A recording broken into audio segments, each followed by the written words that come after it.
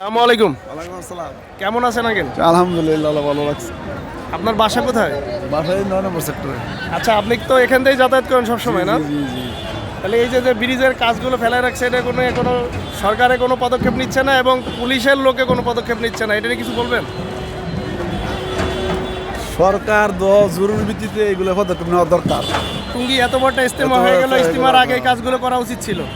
আর পুলিশের কাম এটা পুলিশে বুঝবো, এটাকে আসলে কি পুলিশের কাজ কিনা সেটা আমি জানি না। না, পুলিশের তবে- কাজ এটা না, কিন্তু পুলিশের এই কাজগুলো করানো উচিত ছিল চায়নাদের, যাতে আপনার এই ইজতেমার আগে মানুষের যাতায়াতের সুবিধার অর্থে করা উচিত ছিল। তার তাগাদা করে মানে তাতে করে যাতে করে কাজটা হয়, জনগণের কল্যাণ হয়, এভাবে করা দরকার ছিল। টুঙ্গি বড় এত বড়টা ব্রিজ, এই সেনাবাহিনীর সব লোক এখান থেকে বাজারঘাট করে নিয়ে যায়, আপনার বিশ্বরোড বন্ধ। দীর্ঘ সময় যাবত এই কাজটা সেনাবাহিনী অনেক কামই অনেক জায়গায় করছে, কিন্তু এই কাজটা অনেকদিন যাবত একটু লেন্দি হইতেছে, কারণ জন দুর্ভোগ একটা বেশি বাড়ছে আর কি।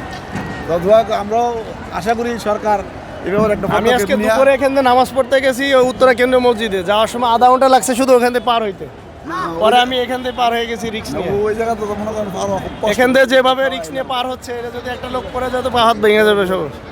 আমরা আশা করি সরকার এই ব্যাপারে দ্রুত একটা পদক্ষেপ নিবে আর কি, এটাই আমাদের আশা। আমাদের আর কোনো কাজ করা হতো নাই, আশাই করতে হবে আর কি। সেটা তো অবশ্যই। জি ঠিক আছে, জি, ভালো আসসালামু থাকবেন। আলাইকুম। জি, আমার আসসালাম।